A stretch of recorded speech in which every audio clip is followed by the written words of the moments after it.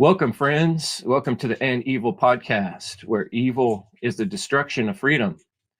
Evil is the destruction of freedom everywhere, all the time. And that's the problem we're working with. Here on the End Evil podcast, we're looking for the light for humanity. We're trying to set a legacy for the future of understanding and recognizing natural law, studying and teaching the principles that this whole reality we're experiencing in rides on, and everything hinges on those principles. Today I have a special guest I'm looking forward to sharing with you guys. I got with me Konrad Rogoz, and Konrad did a presentation at the Freedom Under Natural Law 4 conference that really impressed me, called The Sonic Divorce, Man's Estrangement from Nature. And we were just starting to chat a little bit about the flows of nature and the sounds. Conrad's coming to us from Chicago, and we were talking about the difference between the city and nature. And then I was like, hey, let's just record. So yeah, welcome, Konrad. Thanks for joining me today. Thank you for having me and for having the platform to have me. And first of all, I wanted to thank you and congratulate you for the conference. Great conference, then the presentation, and then having this podcast to talk about it. So it's the triple crown over here. So I'm very happy to be able to talk. And yeah, like you said, we just we just say hi to each other, and all of a sudden we were doing material, which is how it should be. That's the whole thing about flow. This is the thing we get separated from. So it's nice to just go right into it, because that's the whole thing about natural laws. You got to live it. Yeah, it's not just, you don't turn it on and off. This is it, right? Yeah. What's how do you pronounce your last name properly? Rogoz? I say Rogoz. In the original Polish way, it would be Rogoz. So, but it's it almost has a Russian sound. Yeah, right. It's I'm Polish, so it's that Eastern. It's Konrad's a Germanic name, but also, of course, the Eastern influence. It's adjustable, like us, craftsmen have to be, like the adjustable wrench. Yeah. However, to fit the occasion. Right on. Cool. Yeah, talk about turning it off. When we were talking about that thing with nature, it was taking me back to these experiences I had with my kids. I had 2 daughters, still do. They're awesome daughters. I love them. And but a lot of times I got to play Mr. Mom when they were young girls, right? And one thing I would do is take them out to nature. We had a couple hikes we'd go to. One of them called the waterfall hike. And I had the luxury, being in Northern California, of living pretty close to the beach. And so the beach was one of my favorites. And I used to have this thing I called the switch. And you could have the girls around the house in the morning, I'm trying to make coffee or whatever, breakfast. And they're like, little problems are happening. Someone's crying, someone's complaining. Things aren't quite going smooth. But by the time I get everybody packed in the car and we get out to the beach, it's not, even on the way, usually wouldn't be that great. There'd be some complaining, some whining, I don't want to go, that type of thing. But as soon as the doors open and we're out on the beach, it's like the switch would just engage. And all of a sudden, one of my daughters has a stick in her hand and she's off in fun imagination, la la land. All those things she was worried about and complaining about on the way and at the house are just gone for hours, right? And we're all just playing on the beach, having fun. We hit the switch. And to me, that switch is literally turning on nature's flows and turning off society's cultural slave mentality bullshit that keeps us all pinned in this network of frustration all the time. So I thought that'd be a good introductory little story to give you an opportunity to talk on nature's flows. It is, and I don't know if you intended to do it, but this stick there made me think of a wand, and that's the imagery you were bringing up for me, and right, the first card of the tarot, and it is magic to turn that on, and it's not just nature that's magical; it's the person, the individual is magical, and like electrical wiring, there has to be a connection, so to be able to flip that switch on. I also think about the water. Like, what is it that's so special about the beach? And this is the motif of the beach was actually very much in my mind when I'm thinking about the presentation, because I have one of these experiences, these times where it's related very much to the beach and kind of that water. Really, I even did a couple songs about that concept of reflections and the solar and the lunar, then the interplay of the water with that kind of fire spirit. um it's almost like I want to talk about everything at once when you say that, but it's present everywhere in all aspects of life, right? I think about nature's flow, and you can absolutely feel it when you're with the family, when you're at the beach. But not only that, I mean, even pounding away with the jackhammer, it's in every corner.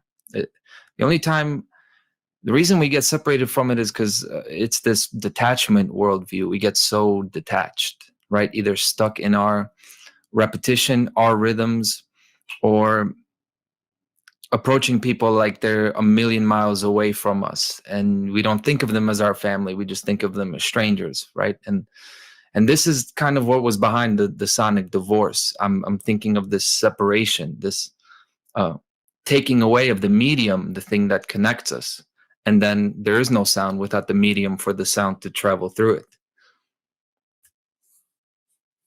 Yeah, I like that. Okay, the waves, the sound of the waves is typically one of the most meditation friendly sounds that's out there, trying to help get people to relax. How about the sounds of the waves? And you're right, that's something you really said in that presentation about nature soundtrack really stuck with me on this topic, because I've noticed it for a long time. In order to clear my head or get myself straight, I have to go out in nature sometimes and take a walk. My Funnel 3 presentation, was it Funnel 3, where I climbed Castle Crags, one of my favorite hikes. You get up on top of these rocks and you got 8,000 foot drops, and there's nothing like clearing your head but standing up there and just looking at the mountainsides and the beauty, and it just strikes a chord right deep within me. And this thing of music and sound that you bring up, and the correlation between our relationship with each other and the planet, it's like right now it's not very harmonious. There's a lot of cacophony, a lot of static.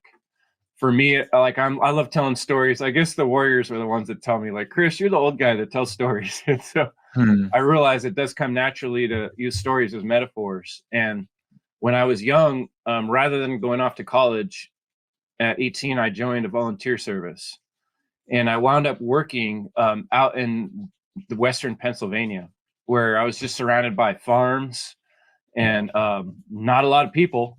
There'd be a few people at the staff, and they'd leave at the end of the day, and it would just be crickets and cows and quiet and dark, too dark I'd never seen before.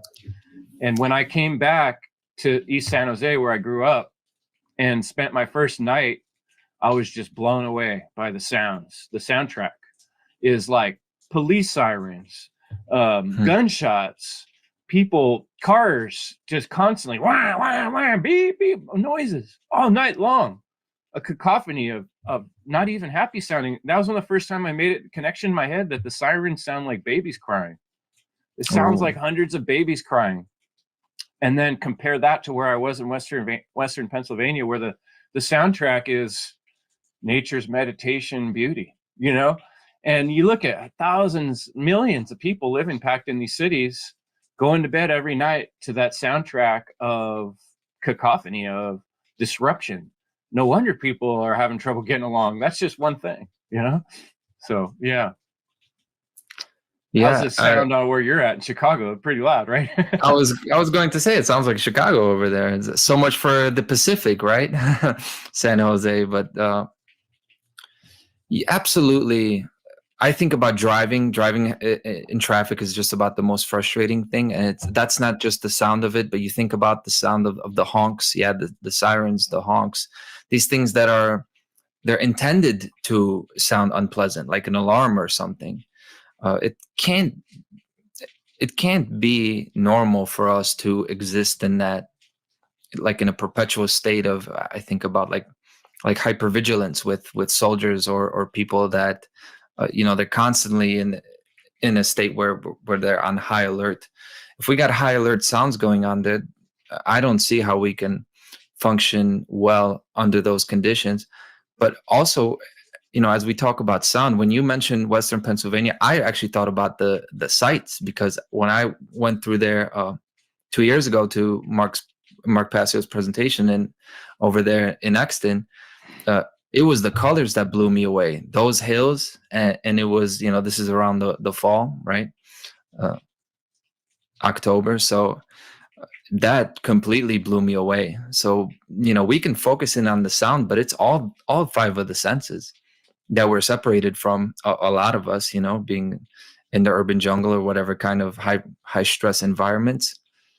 It's not just the sounds, right? Oh There's no, absolutely. In fact, where I should record, I've been meaning to film this. My Not every day, but most days when I go to work, I drive across Shasta Lake, and Shasta Lake is like right under the shadow of Mount Shasta, which is this amazingly beautiful mountain with big white cap on it, and mountains all around with green trees everywhere in the winter. And I get these views that, to me, they're almost like orgasmic. It's hard to describe. Like, I have a similar feeling that I do looking at a beautiful female that I do looking at the contour of the mountains and the trees. And I get this kind of rush through me when I see it. And it's like, whew, I'm so glad I get to see this every day. For many years of my life, like growing up in the Bay Area, got an hour of solid traffic on freeways, looking at the backs of other cars and the freeway walls, and so just living somewhere where you can experience the visual beauty of nature is a huge addition to my life and my general well-being. So you're right. All these things are triggering us state of mind. Yeah, you're speaking my language, Chris. I absolutely know where you're coming from, and that's why I stress relationships in what I talk about, because it's, for long periods throughout my life, I was detached from nature. I was detached from the beauty all around me, and now in the last few years, it's just overwhelming. All the time I just think about the bounty, the beauty of nature. And gratitude is a word that was coming to mind a lot when I was watching the Funnel 4 conference. It's just I was just so thankful for being around these people and being in this a world and having the opportunities to express this way, and other people are expressing with me. So it's it is connection again. So the beauty is almost overwhelming. And even I get this every time I look at the skyline in Chicago when I drive to the city. It takes my breath away every time, even though that's man-made stuff. So I guess I just kind of throw that in there, not to switch topics, but just kind of we have to remember that the beauty is not just outside from us. Yeah, nature is beautiful. It is like the curves of a woman, and then like this is what gives us that feeling. But then we're also the beauty is also within us. Like nature needs us, not just the man, but the individual, to interplay with it, to use it and mold it, like change it with our hands and create something that would not have happened without us. Like we come from nature too. So we're her, but she's also within us, and she's asking us to do more, to create something, to advance, right? This song of life. Oh man, that's reminding me of Brandon Spencer's presentation on the hands. That was a few back he did at a different conference. And then Grouch and there's some rappers that have this song called "These Hands." Motherfucker, these hands built this from the ground up with a foolproof plan. These hands, like everything we bring into existence, and then here I'm a guy who manipulates tools with my hands, and that's one of the ways that you see reality changing in front of us. We're literally putting the blocks together that are going to build something that people are going to walk on. So that's, man, deep stuff, and hit me right where I work. But I'm curious in terms of understanding how things work. Like, it already blows me away how much knowledge you have. I was just looking over your website, truthandlaw.com. People check that out when you get a chance. Konrad's done an amazing job. It's a beautiful website, and he's got quite a bit of work on there, videos, a whole progression of thought. How did this happen for you, Konrad? Like, you kind of referred to a time in your life when you didn't maybe get this stuff. One of my favorite things to understand about people is, how did that transition happen? How did you wake up, basically? Thank you for that, and it always catches me off guard, the question, like, oh man, now I got to talk about how this all happened, because it's not it's not even logical. It's not even that nice of a progression, because kind of the biggest charge against me, like the worst thing about it all, is that I've known some of this stuff for a while. Of course, I didn't come across natural law really per se until 2019, 2020. But I even think back to around 2016, I was messing around with numerology and gematria, and already, I was awake to kind of the deception in the world. I was, when I first kind of had my awakening moment, it wasn't really that it was, but it was around 2009, 2010 that I'm listening to some of these researchers, when I'm first coming across like David Icke, and at that time, a lot of that through Alex Jones and Jordan Maxwell. So imagine me being like 14, and this is the stuff I listened to, because I was always rebellious. But this is the thing, I was not ready within myself. So I continued to be rebellious, but in a very self-destructive way. There was a lot of emotional work, just a lot that I went through, and it basically manifested through addiction. I wanted to be that. This is the thing. Like, I always wanted to be a heroic man, right? This is always the thing. But I went into that left-hand path of that. So I was a drug dealer. I was partying all the time. I was intelligent, but I didn't put the work in to kind of back that up and really grow. So I was smart enough to say, forget school and all that, but not smart enough not to really destroy myself. And I saw an opposition between myself and the world. Like, I'm not meant to be here. So I kind of was in this kind of haze, this kind of lone wolf, dark expression, trying to find my masculinity and kind of find my purpose. So I had to come around. I got sober. I stopped destroying myself. So it was really like an all or nothing decision. That's the way I saw it. And I had 3 big car accidents in 2 years, one in 2019 and 2 in 2020. And I kind of had this moment of choice, like what on earth is happening? You have the critical moment of choice. It's like I had that. And I literally chose between life and death. It sounds, if we went into the details, it sounds like a pretty crazy story, but it really is. I haven't changed much. I'm still the same person. I just make different decisions. I'm still extreme. I'm still wild. It's just I'm wild in pursuing the good now.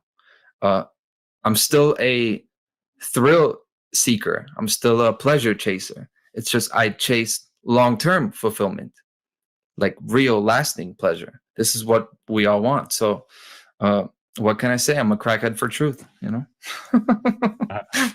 Yeah, like I really something about the way you vibrate and put out your word. Like, when I saw the conference, I'm like, man, I feel like Konrad and I were like friends in another lifetime or something. We're very, like, a lot of similarities in our personality. I've always kind of felt like the wild one in the group. Like, everybody's talking about something and I'm like, let's do it. I'll go climb across the log or whatever, like, or someone will say, Chris, why are you always pushing the line? I'm like, I don't know. I just do that.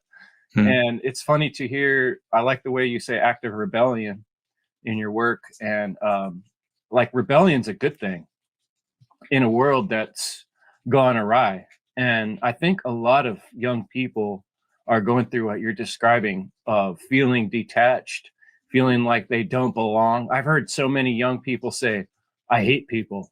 I don't like people. Even older people, like, in our movement, that say that same thing. And I understand why people say that, because most of the people out there are kind of like, just glomming on to an evil plan, that's not good at all. And any of us that have the instinct deep inside saying, whoa, this doesn't seem right. I don't see myself as identifying with that type of stuff. And it explains to me a lot, like, why there's so many homeless people that get rejected out of society. Yeah, there's laziness, yeah, there's drug use, but there's generally a large group of people that are just kind of feeling this, I don't belong with this crap. And so they go the other direction, not knowing why, not doing it with purpose, but just sort of falling into these uh cesspools that this evil society offers. So, man, I kind of like 2010, 2011 is when I really date back to me, my Matrix awakening. And I also, like you're saying, I feel like I didn't change that much in a lot of ways, but there was this drastic kind of like, oh shoot, realization. Then what do we do with it? So I guess the next question I'd like to ask you is, how about your dealings with other people, friends, family, people close to you, from the time you're describing, like 2010, that time in your life, that era when you kind of made the shift?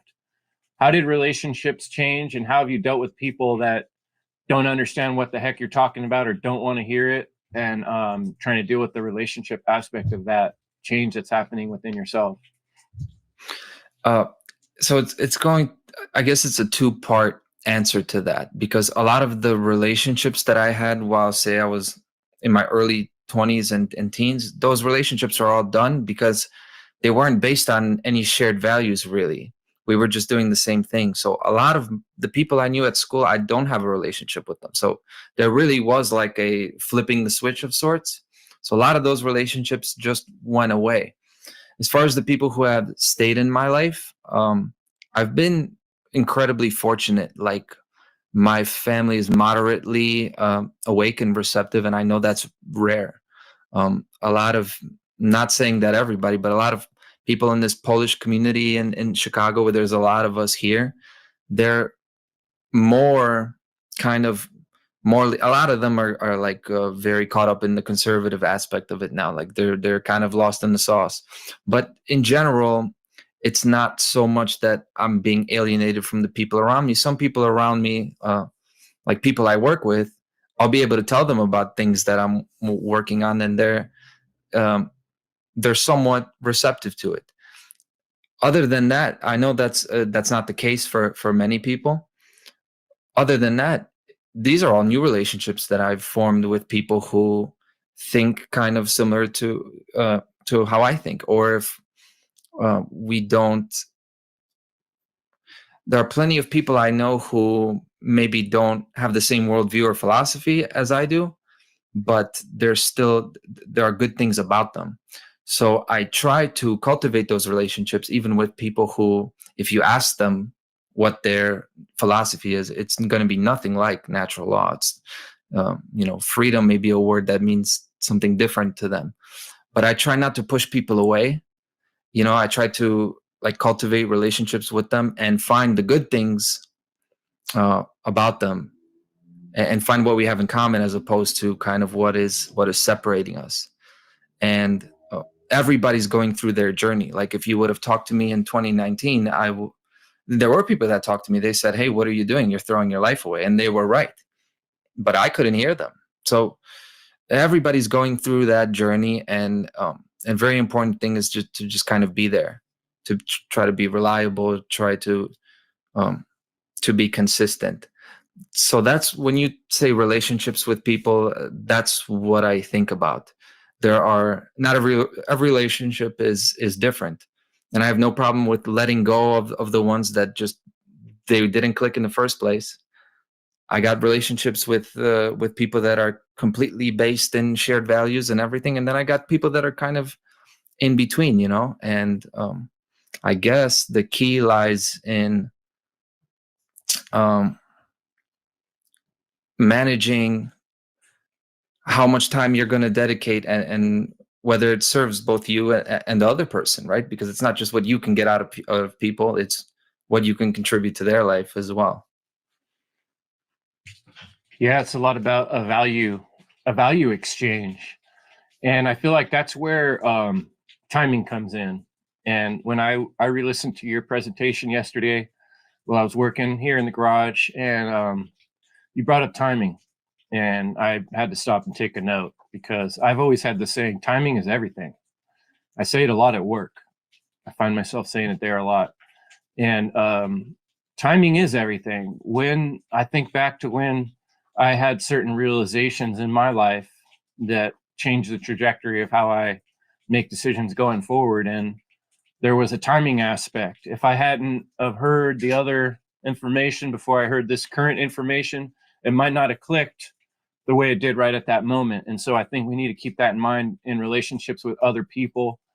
I remember back when I was first looking into a lot of this freedom stuff, I was listening to some podcasts where people were saying, like, if you have statist friends, you need to disconnect, like they were actually like saying, no, you need to insulate yourself from these people. And I understand that strategy on the one hand, but I'm more like you're saying, like consistency and persistence are things that people look up to.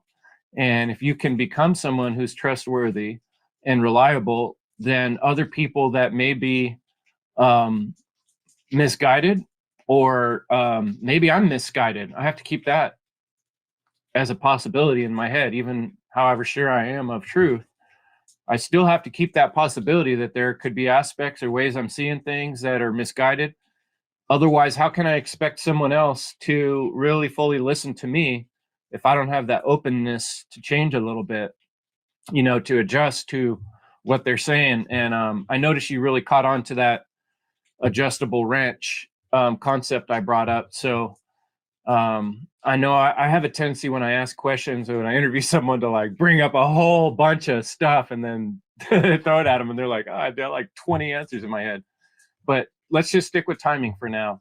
What I'm saying about timing, how does that hit you? Good timing. Good timing, and it relates to, I think, to how we started, because timing is like a thing. It's the perfect shot. If you think about it, like it's just clicking, something is aligning at the right time. Now, we are just going through our lives. There's no way to kind of recreate that timing. You could do your best, but it's like one of these shot, like you wouldn't do it if you tried. That sometimes happens, like you throw over a little nail and it lands like this and it'll land on the head or something like that. It's hard to recreate it, but all you can do is, like you said, the persistence.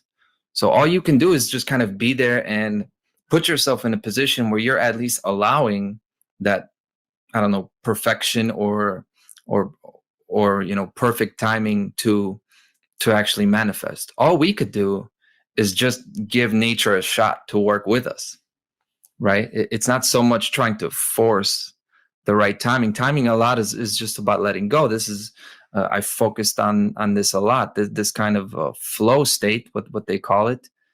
You have to be relaxed for it. You can't. It's very hard to press, and everything will be the way you imagine. Oftentimes, then you just end up looking like a jackass. You have to have that confidence to kind of have that slow step where you're, and again, the adjustable wrench where you're balanced. You could go left, you could go right based on what the situation calls for, not trying to execute this pre-planned, rigid idea and then hoping that it manifests exactly how you imagined it.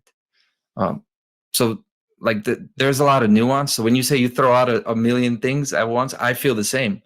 I'm like, man, I'm glad he started talking about timing, because I said like 4 different things. This is how I am as well. And I think I've been thinking timing is so important for so long. And I said this to somebody like a few months ago. I'm like, the universe is just all about timing. And she's like, okay, I don't know how you mean, but like that's the thing. I struggled so much with that presentation. Like, this is like my whole metaphysical view of the universe. How do I present this in 1 hour? This is impossible.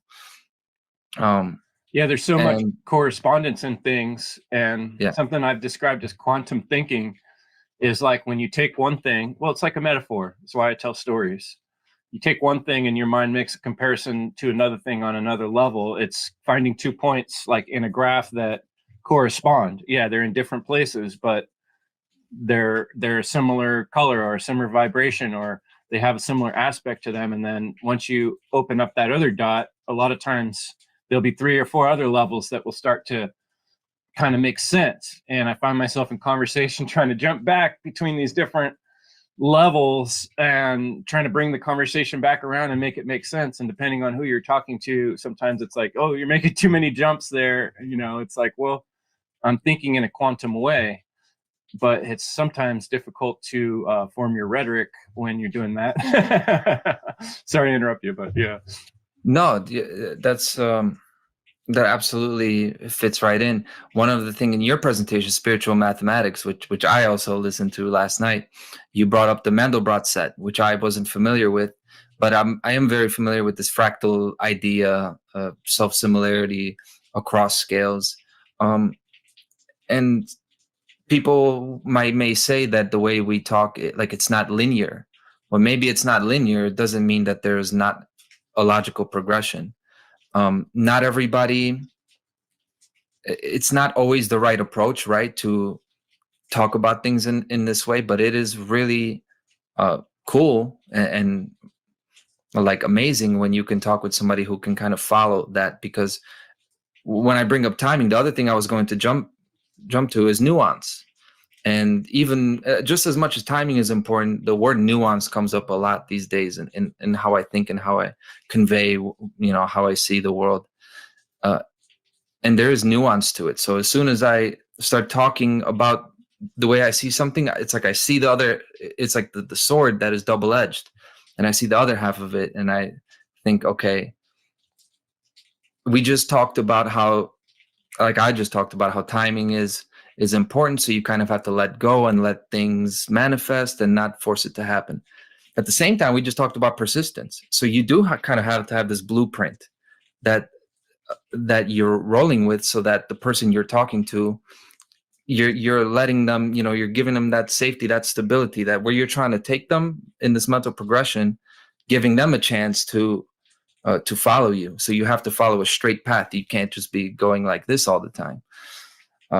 And it's nuances. It's not contradiction. I don't buy contradiction anywhere in the universe. I'm a non-contradictionist, but there's a lot of nuance in the universe, and I think to be effective teachers of natural law, this is going to be key for us to be able to not sound dogmatic. We've been having dogmatic teachings for generations and generations, and it's not going to get the people that aren't already in our circles.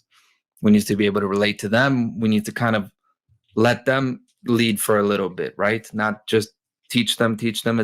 We're teachers and students, right? Yeah, it's a tricky balance. There's another word, like I always think of watching my little ones when they were too small to just getting to that point where they're just learning to walk, and they're teetering all the time. And there's coffee tables and there's concrete steps, and there's, you're seeing every little drop off as a parent, and you're trying to find the balance between not letting them break their head open and letting them discover how gravity works so they can manage it. And that you have to kind of like let them fall sometimes. And the same is true of people around us that feels like they're not getting what we're trying to talk about. We have to adjust the way we go about talking about it, or adjust the way we go about interacting with that person to an extent, to finally find that place where we can kind of dial in. That's why I like the adjustable pliers, where we kind of dial in the right size for depending on who we're talking to. One size fits all doesn't work. That's the problem with collectivism. They're trying to make rules and say everybody's going to follow these rules. And it's like, well, if you're living in the desert, you're going to do completely different things if you're living in the snow, and Yeah. so how are we going to follow the same rules when you're slipping in the snow and you're sweating in the sun? they're going to be two different situations, and we can't expect a one size fits all rule to work, which is why man's laws, are silly on their face, because they don't allow for nuance and context of every individual situation that is, between us and God. And that's a lot there, right? The protocol has to change, right? Like our protocols cannot be one size fits all. Now, of course, natural law is universal, but that's why it's, for this conversation, it's almost better not to say natural law. We're talking about natural principles. Principles are universal, but the actual rule set is going to change. The set of behaviors is going to change based on the circumstance. So it's totally right what you say about this collective rule set not applying to everyone. And you brought up your girls, and I think parenting is the same. That you also can't have a parenting blueprint, right? Because you're going to have to adjust. I mean, it's this is. I think kids come out parenting is like different. ultimate. One personality is so different from another. You cannot try the same parenting on one kid as you do the other. It's not going to work the same. And I think that's why parenting is like the ultimate test. It's like the ultimate. It's the most. I'm not a parent, but I can see that this is like your lesson. It teaches you so much, because that's the thing. You're going crazy in your head trying to protect them from the dangers of what can happen in the world. You know it can go wrong, but at the same time, you have to let them go through it and see the results. And then talk about the switch. I remember when my first daughter was born, there was a different switch that went off in my head when I realized, like, oh, this is forever. This is a forever thing. Even if she dies or I die, I'm always going to be her dad. No matter whatever happens, the rest of my life, the rest of her life, I'm responsible for this being. And it's the first time in your life when you're not the most important thing in your life at all. And you do kind of have to take that place in terms of survival and living, but part of your mind knows that you'd give it all away in a minute to help this little thing survive and surpass, because it's your new model, and it needs to make it. And it's a weird thing it does to the brain of recognizing sacrifice and recognizing importance of, like, yeah, I'm super important, I'm the center of me, but this little thing I made might become more important at any moment. It's almost like it's a even if we were existing under the worst possible conditions and didn't even speak the same language, had nothing in common, under total tyranny, just that switch you talk about, being a parent, that would teach us the lesson of these universal principles. It does flip that switch. I think, I think a lot of the reason young men, like me, like I was, go through these issues is because, a lot of us need to be fathers at that time, and then that switch goes off, and then you say, "Oh man, I need to get my life together," right? Like I know a lot of guys that happened to them, and it turned them around. I think I actually just got a text from a carpenter I worked with when he was like he was my apprentice, and he just had a child. And I've seen this multiple times. A guy who's kind of like you were describing, partying, living that kind of wild lifestyle. All of a sudden, their girl's like, "I'm pregnant," and then they're like, "Oh shoot, I got to clean up. I got to get a job. I got to start making some money." And then I've seen it over and over. And this guy now, years later, he's doing pretty good in his career. And he sent me a message of, "I remember when I first worked for you. Thanks." Awesome. So that's pretty cool. But yeah, I hope I didn't stop your train of thought there. Just reminded me. I'm glad you backed my point up with your real life example, and they're all over the place. We actually have so many teachers, teaching moments like that. It's really everywhere. We going back to sound, like we literally would have to go like this and scream at the top of our lungs to be as ignorant as we are. If you really think about it, there's every day we are taught the lessons that, okay, if you overindulge, you're not going to be happy with yourself. We get taught all the time that there's an inherent selfishness to us. We want things for ourselves. We care about who we are. We want the things that we care about, but at the same time, we need something else. The what we learn about sacrificing for something that you totally love, you would do anything, you would give it all up. Well, there you go. That's the lesson again. We have to be able to, as much as we love everything, that's around us, nature and all of its beauty, we're ready to give it all up for principles, the principles that make the beauty possible in the first place. Absolutely. So combining kind of like things we've been talking about, like timing, sacrifice, and nuance. One way I see this affecting us being content creators and talking to people about specifically truth, freedom, natural law. One thing we run into is this term anarchy, right?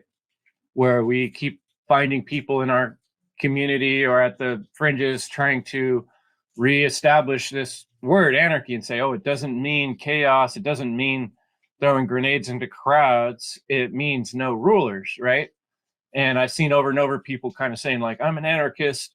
And I was just talking with some of my close friends recently about this. And to me, that's kind of like one of those areas that I'm gentle with. I get out the adjustable pliers and I go, well, I don't really like to claim to be an anarchist. And here's why. I'm not living like a true anarchist. I'm not saying to the government, no, I will fight you to the death. I'm not ready to fight every policeman that tries to pull me over. I'm not ready to stop paying my registration. Sorry, guys, I'm just not there.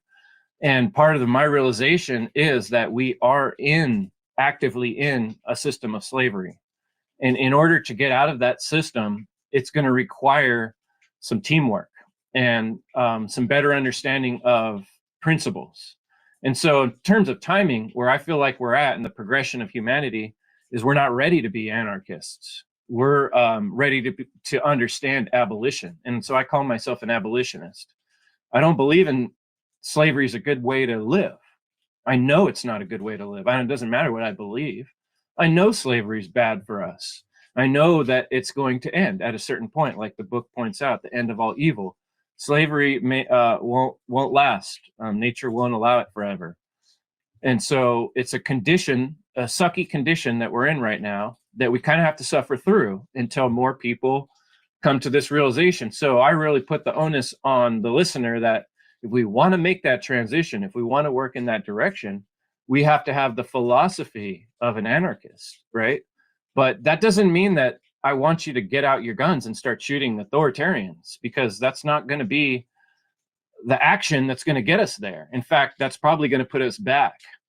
It's going to make us look bad, and it's not going to really get us there, in my personal opinion. And so I think in terms of timing, it's important for us to understand where we're at in this progression of trying to make the change in the world.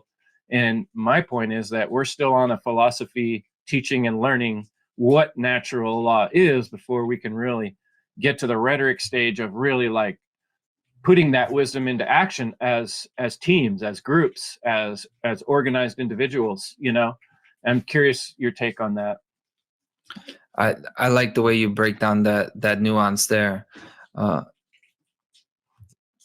Not only would the armed rebellion now be not successful, if it was going to be successful, then I would be like, okay, we can at least consider it.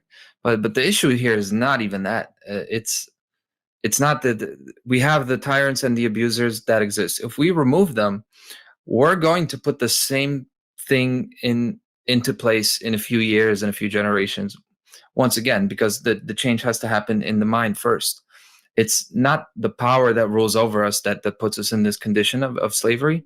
It's the power vacuum that we've created by being loyal to things that hurt us, not being developed, actualized individuals, hurting each other, and not addressing the things that go wrong within households, within families, right? I think about how can we even talk about systems of government if we haven't solved the pervasive issue of, say, child abuse. Is just one of the things, right? It's just like one of these things that go wrong all over the place. And that's even that without, if we take the government out of it, just what we do as individuals.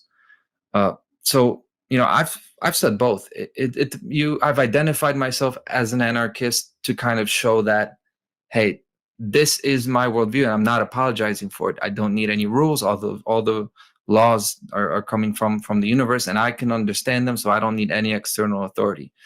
I've identified myself, like you say, abolitionist. It's good to identify in reference to the actual problem, which is we're in the state of tyranny and we want to get out of it, as opposed to anarchy, which could sound like you're really detached from it, like you're just not recognizing it.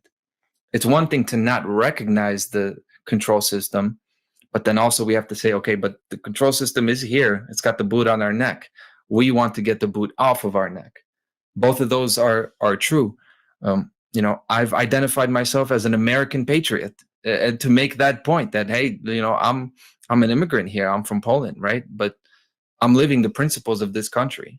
And of course, I'm opposed to government, but not everybody is. Like, not everybody's ready to be this kind of a warrior type, on YouTube or in whatever other aspect. And I think like our daughters and people that are going to be existing within the system, they're not going to take their AR-15s and go to to do all that.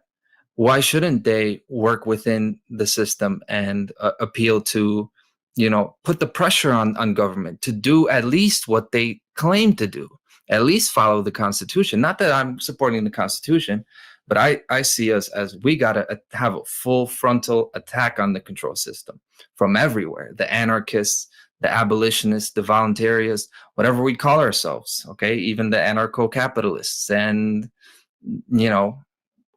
there seems to be a common law movement gaining some momentum. Let's work together with those guys. We can all do that. And there's a different, like the thing about timing, that there's a different language, a different note that you could play for other people to get them to understand that it's going to click for them. So I fully agree with you there.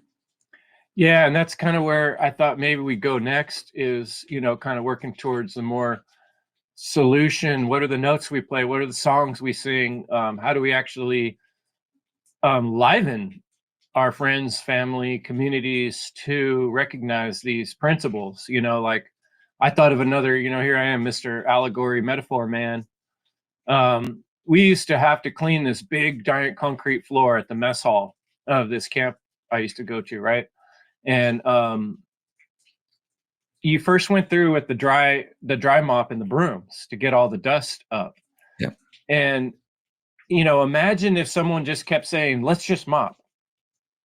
Let's just get to the mopping because that's the finish, right? And that's almost like describing anarchy, like let's just get rid of the rulers, right? But if you didn't take the time with the sweeping process first, and you start getting out the wet mop and dipping it in the water and mopping the floor when there's still a bunch of dirt, fragments of dirt all over the floor, what's going to happen? Well, your water in your mop bucket's going to get dirty instantly. The dirt's going to be all over the mop. And all you're really doing is spreading the dirt all over the floor. So when it dries, you're going to see these big swirls of dirt. And it's kind of like what you're describing, trying to start changing the world without doing the actual work that needs to be done first, which is dealing with our process of thinking and philosophy. So philosophy, I see as a survival mechanism going forward for humanity. We have to get our head right. And I also imagine this as like an alcoholic. You can, if you just keep blundering forward while drinking a fifth of tequila every night, you're not going to build a beautiful tapestry of whatever you're trying to build. You have to actually make that realization, like, okay, I got to stop drinking the tequila, a fifth of tequila every night. The alcoholic has to admit the problem. And so as a people who have been addicted to this collectivist, Satanist, me first kind of way of living for at least a few generations, who knows how much longer, but the modern technological version is at least 2 generations back. It's this me first mentality. It's collectivist decision-making processes that we're going to all decide together through a vote, and we're going to steal each other's money in all these organized, supposedly organized ways, and that's going to make it all happen. As long as we keep accepting that, the mentality of the largest percentage of people, we're leading ourselves into a trap. So I propose that to you. How do you see the solution working? How do you see a change manifesting, if it is possible? Overall, it's just, I don't mean to just repeat myself, but overall, I see the solution as being the same way we got into the problem in the first place. Incremental, tiptoe, influence from all different directions, slowly getting to the state of freedom, uh, by making it the desirable thing, the cool thing, the enjoyable thing. It's really the exact dark occult process that got us in there in the first place. Reversing that by actually being very crafty and mindful with the truth, and showing people that love is on this side, beauty and happiness is on this side. That's kind of like a general uh, that's the big picture answer for me, right? As far as like a real closer practical solution, I think the urgent, like the real battleground is relationships between men and women, because I see, maybe this is not everywhere, but I see it in the city that I'm from. It seems like there's such a division, such a detachment. This is the idea behind the sonic divorce. If we don't have these families, or even before you get to the family, even just striking a conversation, there seems to be this distrust, or this idea that you already know, you don't, there's no wonder in meeting a new person anymore. Everybody is so alike. It's the same looking cars, the same looking, the streaming services with the same looking movies, the songs sounding the same.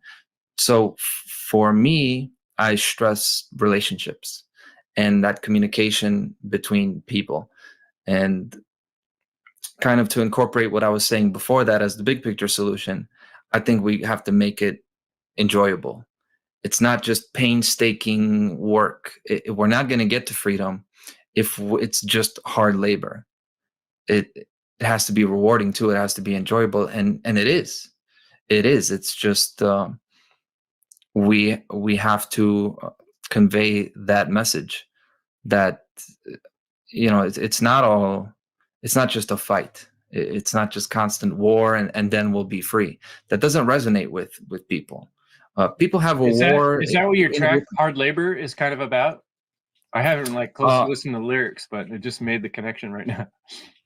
Yeah. So, well, hard labor was actually this idea of hard labor, right? But actually, the feeling that I had when I was making the song is quite the opposite.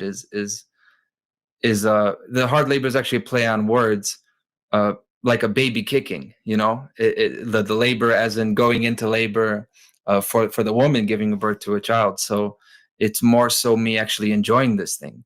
You may call it hard labor, but I'm actually just having fun. So again, this is the other side of that, to actually have fun with it. Well, and that's one way, to do it. Come to think of it, a lot of times my work has been construction. A lot of times it's a wet, rainy day. It's cold out, and my hand hurts from something that happened yesterday, and my freaking cord keeps shorting out. But you have to, in those moments, find a way to okay, I'm going to make this fun. And you start joking with the other guys, swearing about the stupid chord or making up a dumb song to get you through the day.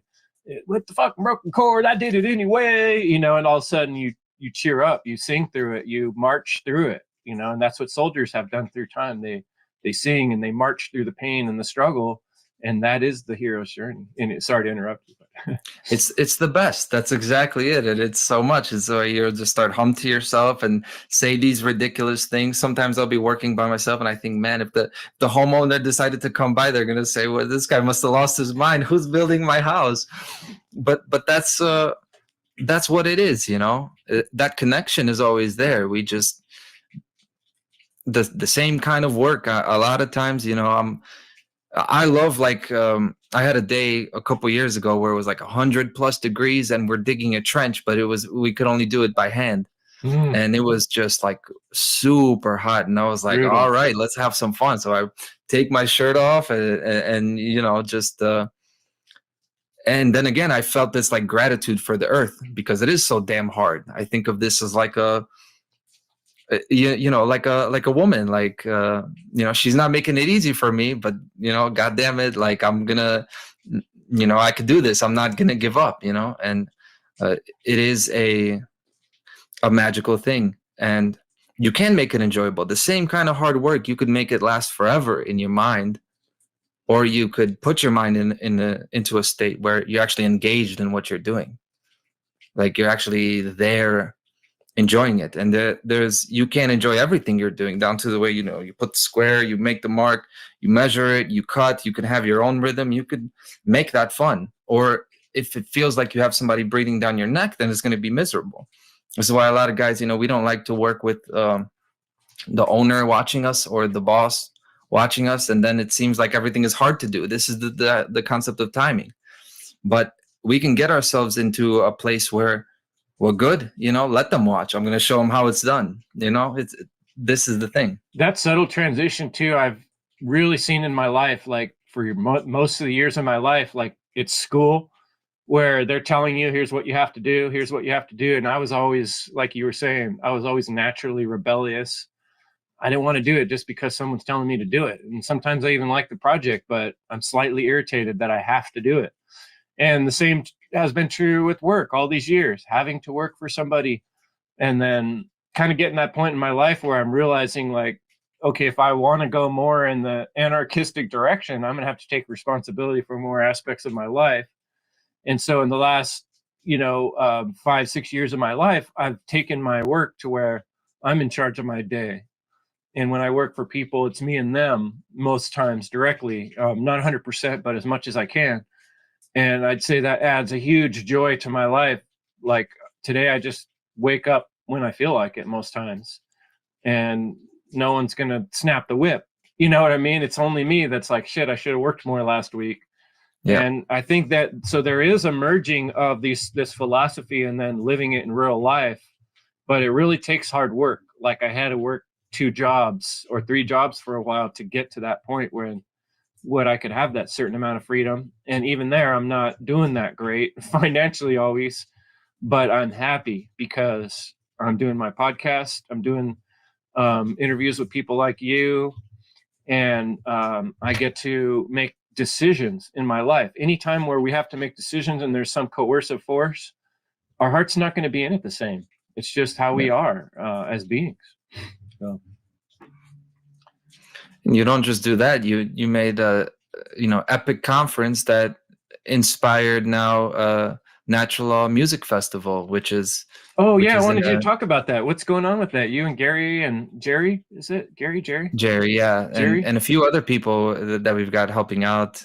John behind the scenes, Derek is in, and I expect that circle to grow as we get closer, but it's just snowballing momentum from the Funnel Conference, which is, it wasn't just me, but Leslie, so much so, I thought her presentation really, it embodied that everything that I said, Leslie's presentation felt like, so, and that's what it should have been. It just worked out that way. And there was a lot of music throughout, incorporated into the conference. And now we're going to have an online music festival. We're going to have, I'll be there. We're going to have live music, pre-recorded music, presentations. How do people find out or get involved with that? So right now we're actually, it's in the early to mid stages where as far as a central hub, a website, there's a Telegram group that we can link, that I'll have to get the link and send it to you. Cool. But it's going to, we're still working on it, where we're going to actually direct people. But it is going to be a multi faceted approach where it seems like it's going to be a festival with 1,000 names. Is it going to be Sound Path? Is it going to be Nature's Rhythm? Is it going to be a soundtrack of freedom? Because we've got a lot of different people coming from a lot of different backgrounds, different styles of music, you know? Like I'm not a real musician. I talk over beats. I got rhythm and stuff. Well, That's you know, real for me, man. I like it. Thank you, but you know what I mean. It's just that it's a total different world than someone who's singing, who's playing the guitar, playing the drums. Crip Rick is involved in that as well, right? So we're blending a lot of different genres, and I see that again. The metaphors and allegories.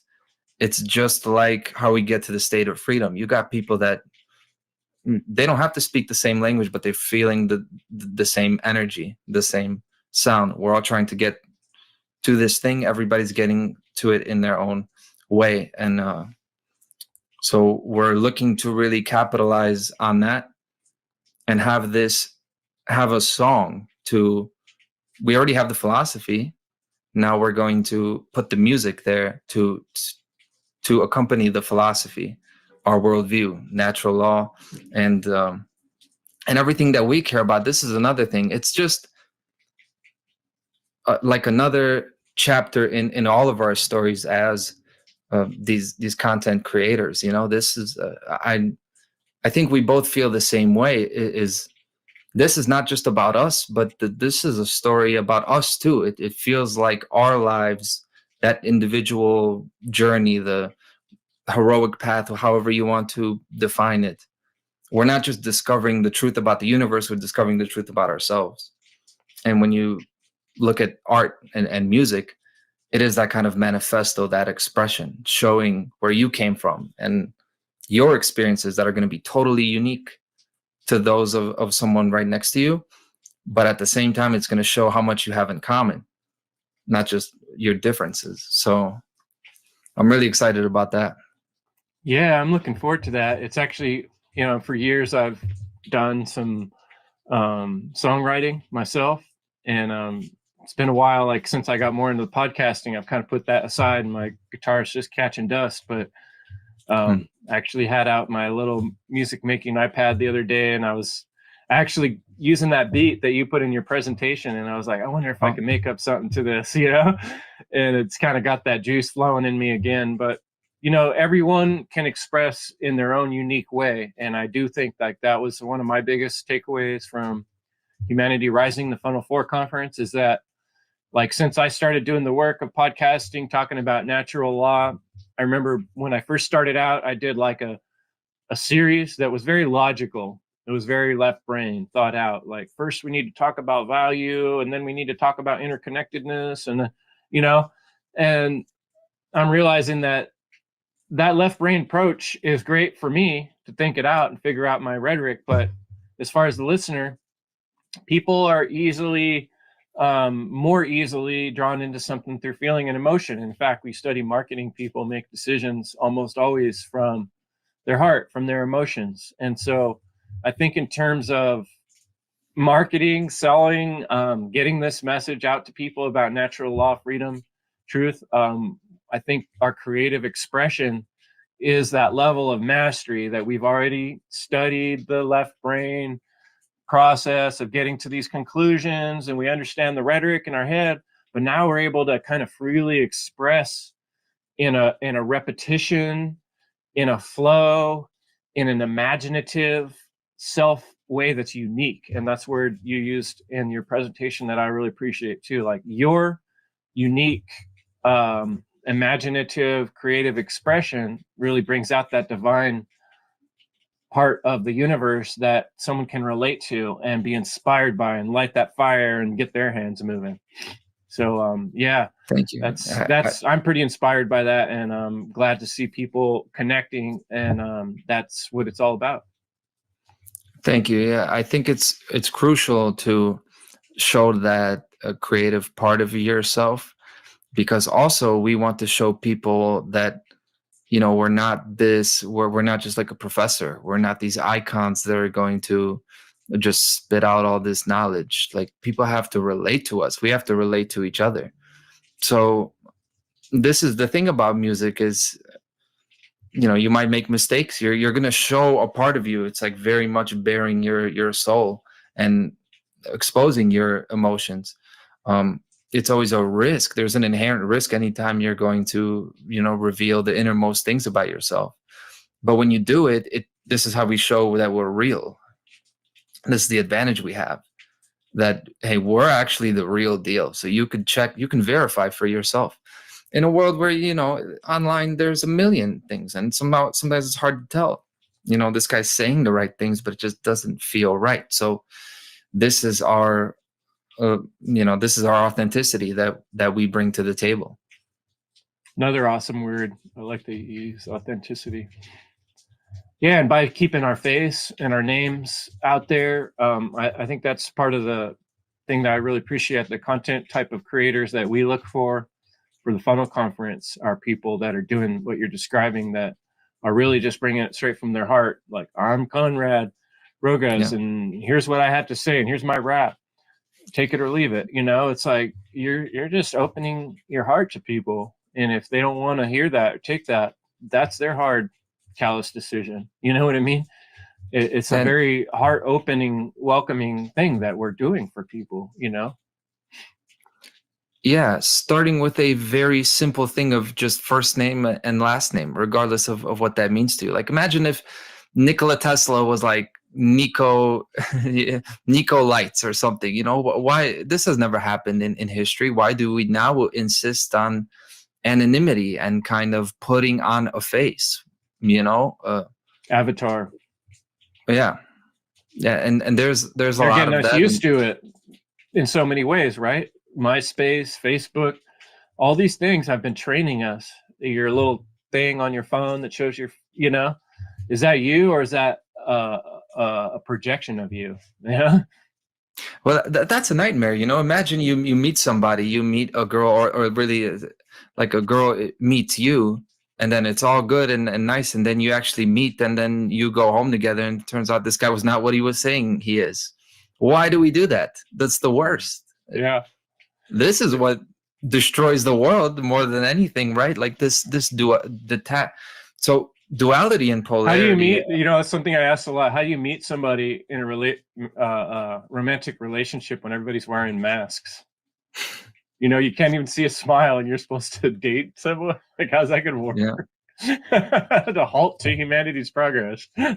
Sorry to interrupt your flow there. No, that's you know, you talk about objectifying and not being, you know, being shallow. Like, well, what's more shallow than that? You don't even see the face. You're just seeing a covering. So what are we in it for? Is it just like a bag of flesh and bones? Like, come on, we're more than that now. Absolutely. But, you know, all I was saying is that polarity and duality, I'm not saying that those are bad things, because they could be beautiful things. But detachment, disconnection, that you're going to present, you're going to put up a front to be one thing, and then on the back end, you're a different thing. All that does is, I said it in a different way before, like a power vacuum. You're just creating this muddy gray area where things can go wrong. Why not just be upfront? And this is what we all like. We all say we like honesty, right? But practicing it, we don't. But I don't get why. It's like we don't even. My problem is, like, it's not even just me first. If the world was just selfish as hell, that's one thing. It's worse than that. We're not even doing what's in our self-interest. People are doing actually things that are like, they're doing what they think should be, you know, like what they think they should want. It's not even for them selfishly. That would even be a step up from what we have. That's true. You know? It's psychopaths first right now. Yeah, let's let them go ahead. Psychopaths, go ahead and rape our children and steal our families. We'll just go ahead and let you to the front of the line and make the decisions for us. The more you've raped and killed and destroyed people, the more opportunity you have to rule over the rest of us. Yep. It's like those are the values. Yeah. Yeah. Wow. It's pretty sad shape. Wow. Look, it's 11:11 on my clock right now. I've been having 1:11 for me. So are you perfect. Serious? I've been having like a series. Like yesterday, it was like 3:33, 4:44. I was just like hitting on all. Today's 3:30. You know. Wow. It's all meant to be, Konrad. Absolutely. Well, we've been going at it for a good hour here, and great introductory hangout here. I'm looking forward to getting together with you again in the future. Maybe we could do a more focused breakdown on something. But Yes. I'll give you the floor right now if you want to talk about anything that you want people to hear, future work, where people can find you, all that type of thing. Go ahead. The floor is yours. Also, didn't expect that. So today I'm planning to do 3 videos. Like in the short term, I got a lot on my plate right now, right? But it's just my show this week in Tyranny is week in and week out. I don't do it because because I have to, but I do want to show people the consistency, right, and the stability. Hey, no matter what happens, guys, you could count on me. I'm going to be talking about something this week in Tyranny every week. If you don't hear from me, then that means I've been arrested or I'm dead, because otherwise I'm going to be doing my show. Uh, as far as long-term plans, it's the Natural Law Music Festival, which is still a flexible down to the name.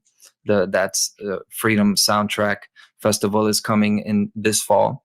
We're looking at last week of August, first week of September, that kind of that Labor Day weekend. So look forward to that. In the meantime, so truthandlaw.com is my website. Soon I will transfer it. Truth and Law is still going to be a thing, but I'm going to transfer it to konradrogoz.com. I've got somebody who agreed to make my website. So I know that's a difficult thing to do, but hey, she expressed her willingness to do it. So I'm looking forward to that. So look forward to that soon. And by the time I'm 33, I'm going to write a book is a thing. I've never said this before, but it is going to be like this whole thing. I'm going to put it into one really set that's going to be like this. It's going to be everything. It's going to be music. It's going to be philosophy. It's going to be about art, everything. So I've never really announced that before, but I think it's been a really special show that, thank you for having me on here. And yeah, we just got started, so we'll be back at it before you know it. Right on. Yeah, and that on the book thing, I want to let people know, if you don't have a copy of The End of All Evil, go to my page on endevil.life, and you can either hit me up through email, and we can work out how to get you one of these copies. And I also put a button on my website, but no one's hit it yet, so I don't know if it's working. So if someone could give that a shot, I'd really appreciate it. And I'm working on my own book, and this is the first copy I have. Wow. How to Become a Hero, the book that changed my life. Wow. By Chris Jansen, and it's still in progress, but it's going to be released sometime this year. And I want to thank Sarah Cross for her help on getting me going on that. It's something I've been working on, like you were saying, for a long time. And after the funnel conference, she kind of gave me the kick in the butt I needed to really focus in on it. And I got that version printed there. It needs a lot of work, but it is a thing, and it's going to be out soon. So hope that inspires you too, Konrad, to get your book going. It's so much easier than it used to be. There's so many tools out there to help get it done.